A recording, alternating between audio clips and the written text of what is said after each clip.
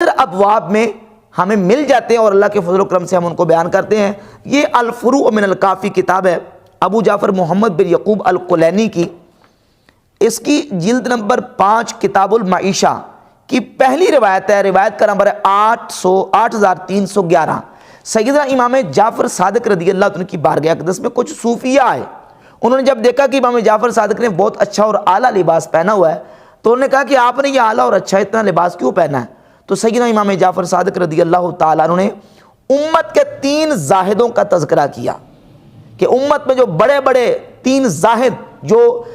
دنیا سے بے رغبتی اختیار کرنے والے صحابہ تھے ان کا ذکر کیا، تو ان میں سے سر فہرست ابو بکر صدیق رضی اللہ عنہ کا ذکر کیا، اور حضرت ابو ذر غفاری رضی اللہ عنہ کا، اور حضرت سیدنا سلمان فارسی رضی اللہ تعالیٰ عنہ کا تذکرہ کر کے ان کا حوالہ دے کے امام جعفر صادق رضی اللہ تعالیٰ عنہ نے اس بات کو واضح کیا کہ اگر امت کے اتنے بڑے بڑے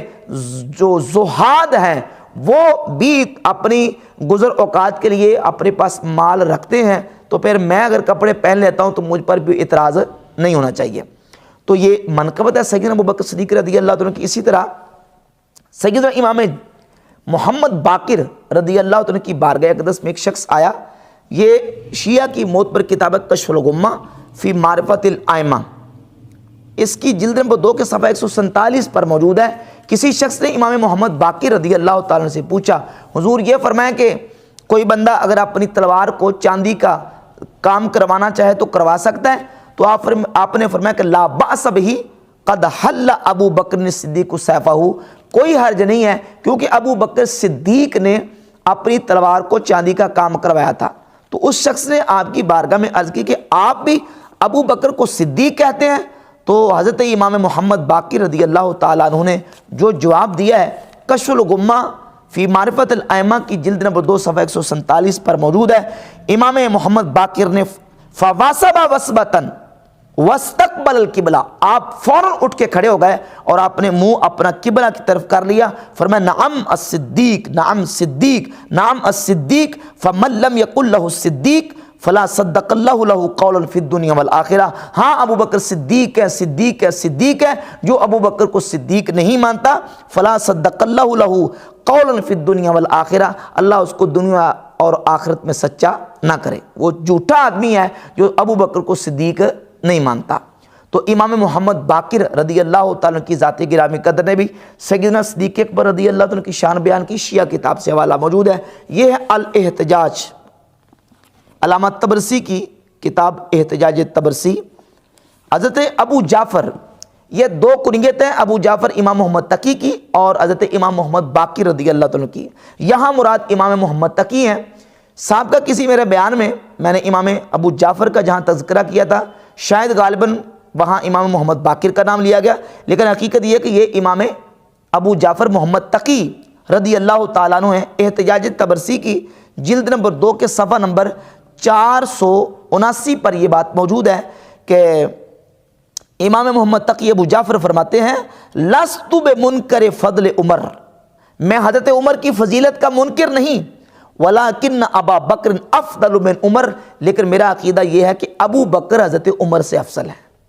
تو یہ منقبت ہے سیدنا ابو بکر صدیق رضی اللہ تعالیٰ عنہ کی جو اہل تشیع کی کتابوں میں موجود ہے۔ اور اس سلسلے میں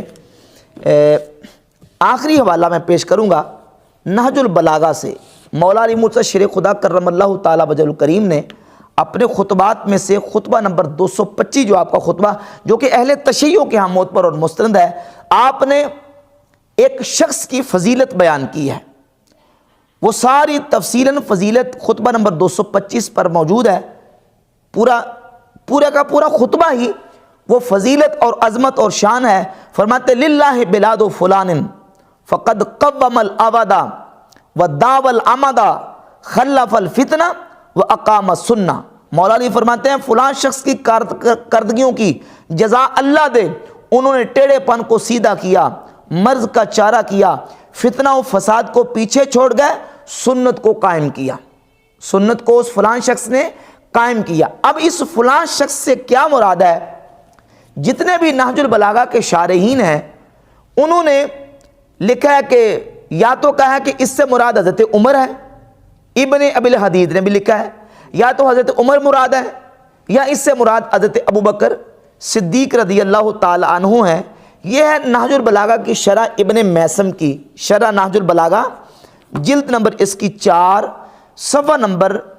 97 پر